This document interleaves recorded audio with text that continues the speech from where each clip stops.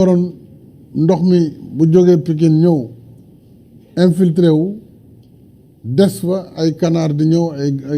ay kii di ñëw nu mu tudd ay picc ak yooyu équilibre boobu buñ ko rompre rek yàq nañu donc bu ndox mi ñëwee ci biir kër yi lay dugg loolu ñu ngi siy def suñu kem kattan te ministre de l'eau et de l'assainissement mu ngi ñu suivre ak ONAS xam naa ni am na yu ñuy def te nawet bu ñëw dinañu am programme aussi d'urgence indépendamment ak programme bi nga xam ne mooy programme décennal pour que en cas d'inondation ñu mën a immédiatement agir pour que population yi bañ a am ngaañ lu leen di gaañ waaye population yi seen bopp ñoo war organiser wu seen i commune seen i gox organiser wu leen en comité balaa état balaa ngeen di woo sax état bu ñëwee bu njëkk ba dañ daan gis si département yu sori yi nit ñi dañu gas seen sillon ñoom seen bopp woon ndox mi fu muy jaar creuser rek pour ndox mi bañ a des si biir kër yi dañuy toog naan état bi defu fi dara te nga maam dem def benn audio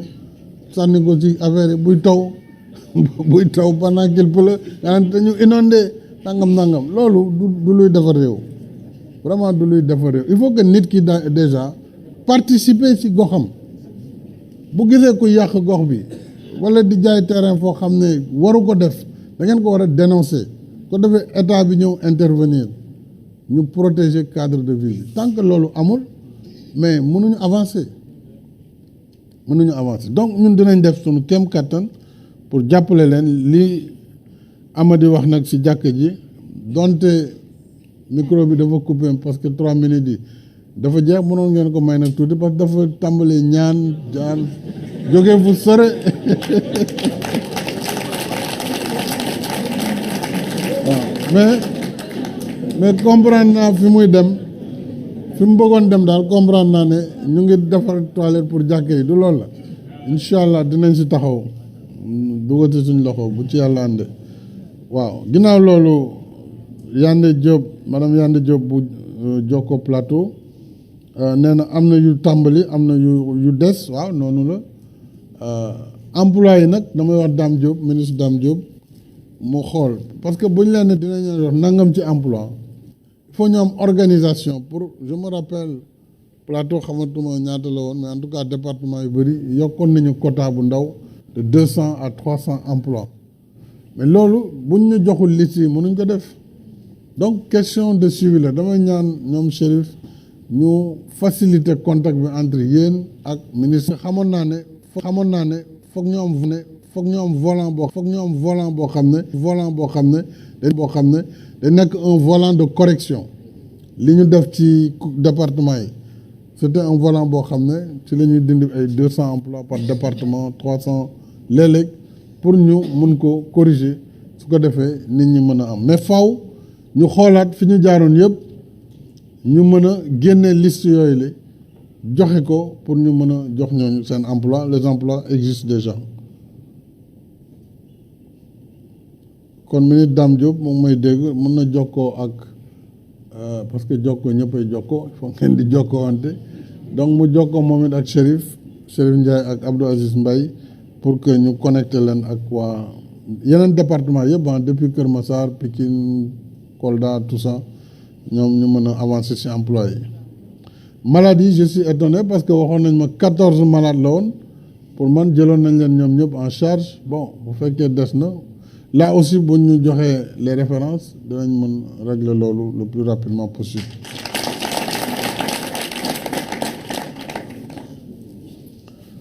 léegi nag ma ñëw ci Abdoulaye Pythagore Faye Pythagore nag boroom xam-xam bu mag la woon ci wàllu mathématique théorème de Pythagore ku ne dégg na ko mu ne le carré de l'hypoténuse égale à la somme des carrés des deux côtés kon xam naa Ablaye moom boroomi mën-mën la mais surtout maa ngi rafetlu ci gale de la diaspora ni mu ko waxee ñoom ñu ngi ko taxawal bi Covid bi duggee parce que Covid bi dafa dugg ñu tëj suñuy frontière mu am malheureusement ñu faatu bitim réew par la Covid ñu ne non mënuñu ñëw parce que boobu amuñu benn xam-xam ci feebar bi benn xam-xam donc ñu ne benn corps mënu fi ñëw fii ak xamuñu jàngoro bi nan lañ koy gérer booba sax même Sénégal bi ñu commencé am ay nit ñu gaañu xam nga waa service d'hygiène rek ñoo daan denc nit ñi parce que loo xamul mënoo da nga ciy màndu balaa muy gën a gaañ askan wi donc ñoom ba ñu créé collectif boobu liggéeyoon nañu bu baax ak suñu ambassades yi liggéey ak ministère des affaires étrangères avec aussi le secteur d'État des Sénégalais de l'extérieur mais bi muy def weer après début Covid bi weer ak genn wàll OMS ci boppam Organisation mondiale de la santé wane woon na ne corps yi mën nañu jël avion mën nañu leen yóbbu ci kaw ñu respecter un certain nombre de protocoles sanitaires donc bañ ko defee rek la ñu ubbi am na sax ñun ñii suñuy mbokk ak suñu ay militants yoo xam ne yàlla moomoon na leen ci jamono jooju ñenn ñi dañ leen indiwaatoon ci ginnaaw gi dencaat leen fii ci Sénégal donc loolu ngeen def surtout taxawal ko te ngeen dindi ci lépp luy xaajale li jëm ci wàllu politique walla diine walla tarixa nga xam ne Sénégal rek moo leen intéressé lu rafet la lu may rafetlu la te loolu dinañ leen ci jàppale par rapport ak état bi ak yi muy doxal jëm ci diaspora bi rawatina wàllu kër yi logement CDC bokk na ci muy caisse de dépôt et de consignation du Cheikh Tidiane Ba jiite bokk na ci kuréel yi liggéey ci wàllu habitat pour di war a jokkoo ak waa diaspora bi pour faciliter leen l'accès à la propriété donc Cheikh Ba xamal na ma ne aussi ginnaaw MOU boobu ñoom ñu ngi xaar ngeen ñëw wane ci ban fànn ngeen bëgg liggéey ak ñoom mën na nekk ay terrain mën na nekk ay kër yu ñu tabax ba pare semaine ba la ñu génn ci France amoon nañ benn coopérative boo xam ne liggéey na ak ministre de l'habitat liggéey ak secteur d'État au Sénégal et de l'extérieur ba ñu am benn entreprise bu fi jotoon na liggéey 260 et quelques kër signé nañu ko war nañ leen def remise bi xëy na semaine bi ñëw wala bi ci topp waaye loolu yëpp ci organisation la pour que diaspora bi tam ñuy bind soit ñu am coopérative wala boog sax ñu am rek ab liste boo xam ne wane nañ seeni membre ak tam tuuti boo xam ne ku ne denc nga ko pour loo war a mën a avancer ci kër parce que tam kër boo ko bëggee foog nga kër-këri tuuti foog nga am loo denc tuuti dugal su ko defee li ci def ñu jox la ay crédit yombalal la crédit bi donc loolu laa bëggoon wax ci moom di leen gërëm waa diaspora bi ndax seen contribution am na solo ci réew mi presque 1200 milliards de francs CFA moom la diaspora bi di def loolu nag bu amee kon war nañ leen sàmm moo tax d'ailleurs bi ñu amee Covid ma ne ci li ñuy dimbalee waa seen suñu doom yi nga xam ne demi de nos francs et demi de nos francs yoo xam ne suñu mbokk yi suñu mbokk yi nekk ci diaspora bi lañ ko baaxee maa ngi gis Cheikh Ba ci écran bi xaw ma ndax da nga am loo ci préciser am déet ci diaspora bi ak CDC.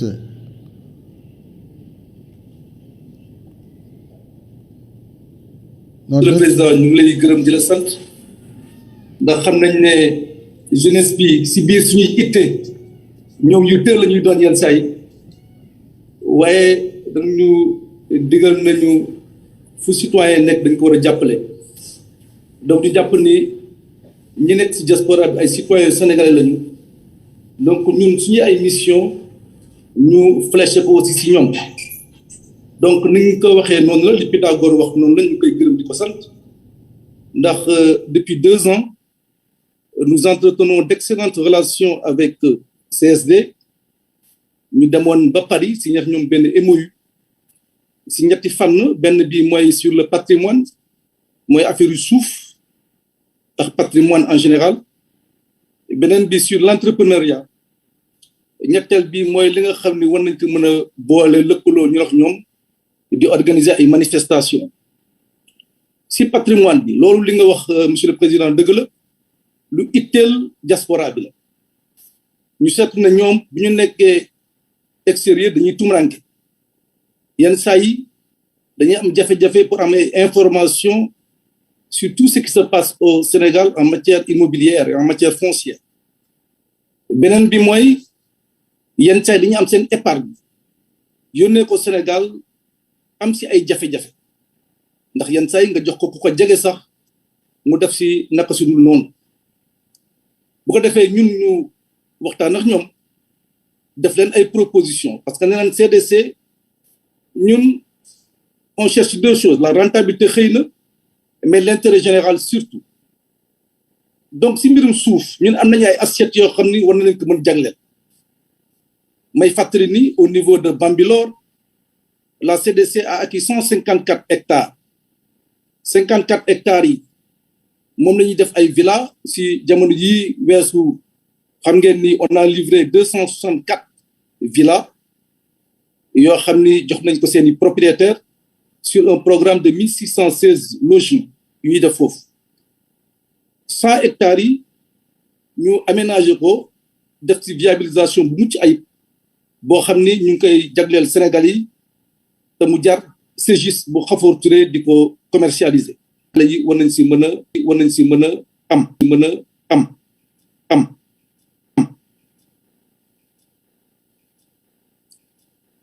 donc loolu au niveau de Bambilor ñu ngi koy def monsieur le président si sa vision sa mbaax nga xam ni CDC comme dans tous les pays du monde où le modèle existe aménagement dafa nekk seen itte donc ñun au niveau de l'aéroport nous avons eu 30 hectares yoo xam ne yaa ñu ko jagleel ñu commencé ko aménager si jamono yi passé def nañ si benn présentation invité clients yëpp ñu ñëw ñu xool li ñuy liggéey bi avancé na trop ñu jël fa 30 hectares yoo xam ne ñu ngi koy aménager ñuy def mixité parce que au niveau de l'aéroport c'est vrai les gens me diront que dafa xaw a cher waaye dañu bëgg a mixité rek parce que xaalis boobu ñi nga xam dañ koy jëlee foofu mu nekk si sa vision loo xam ni c'est transparent c'est retraçable dans le budget 60 milliards yoo xam ni CDC daf koy dugal si budget état ñëpp mën ko xam ñëpp mën ko gis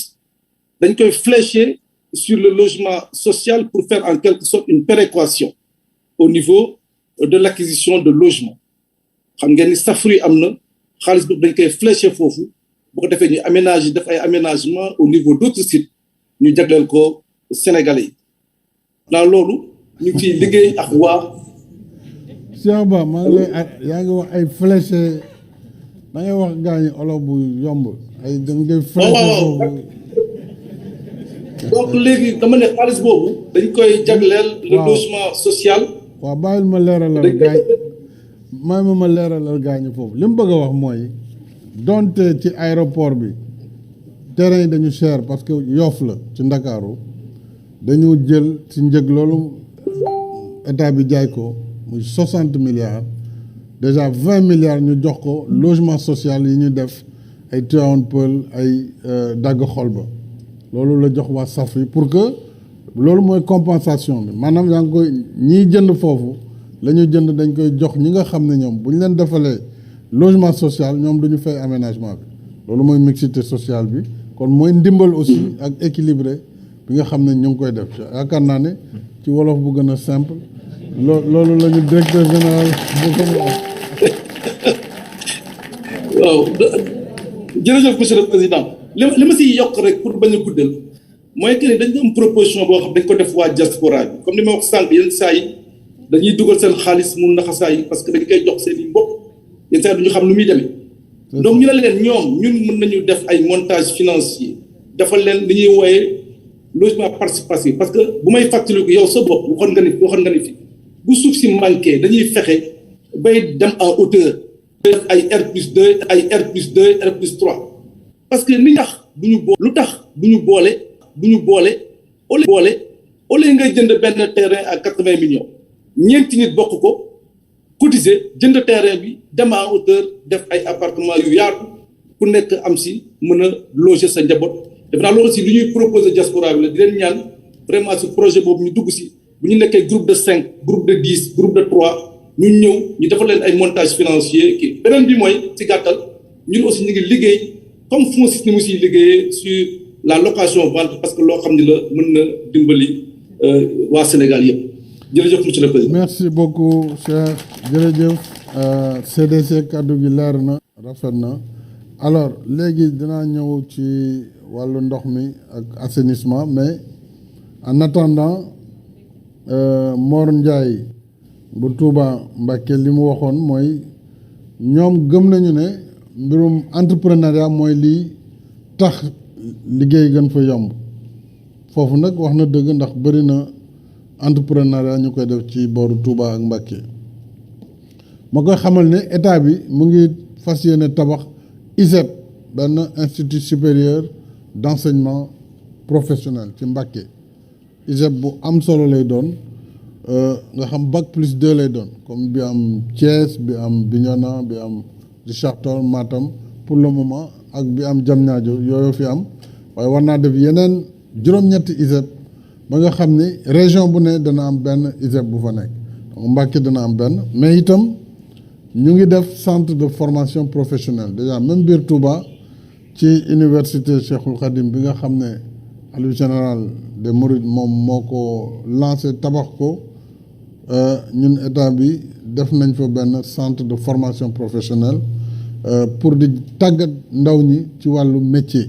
parce que entrepreneuriat tam li ko jiitu mooy formation professionnelle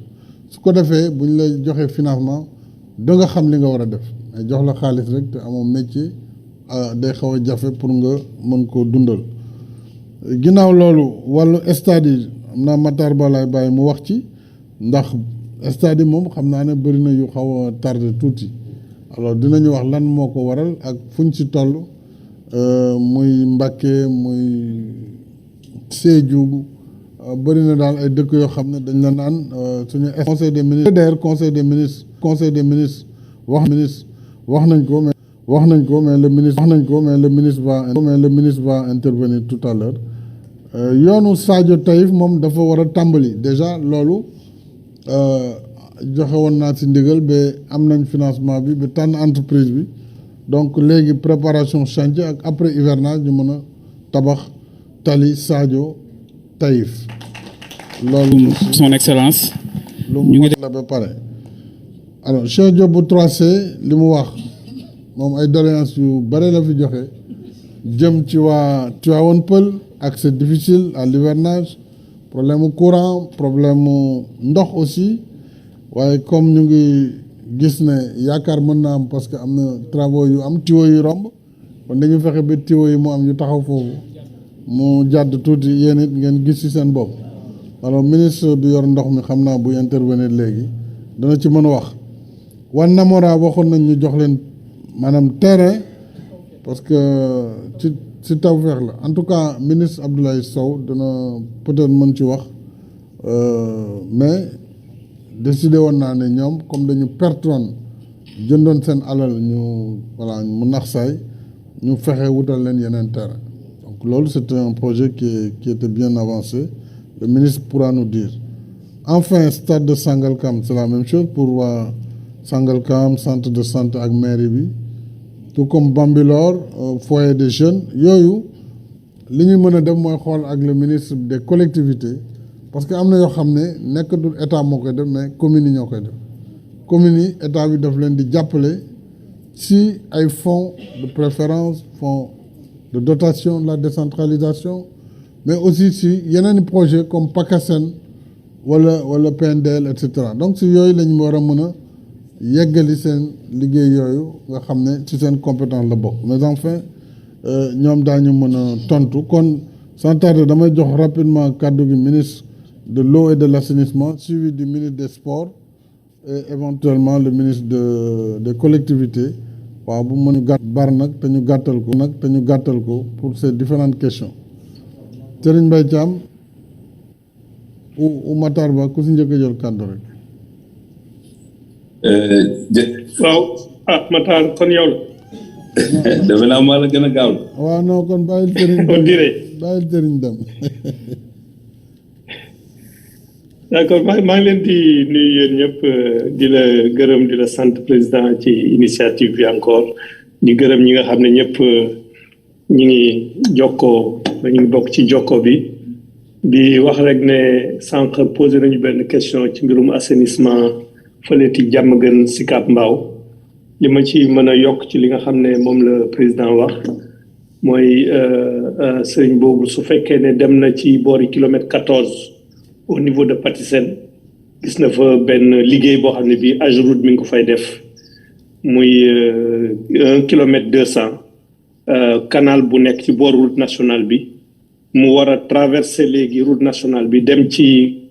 canal bi nekk ci booru zone franche industrielle ñetti fan ci ginnaaw d'ailleurs demoon nañ fa xool liggéey boobu traversée bi à 90% c'était fait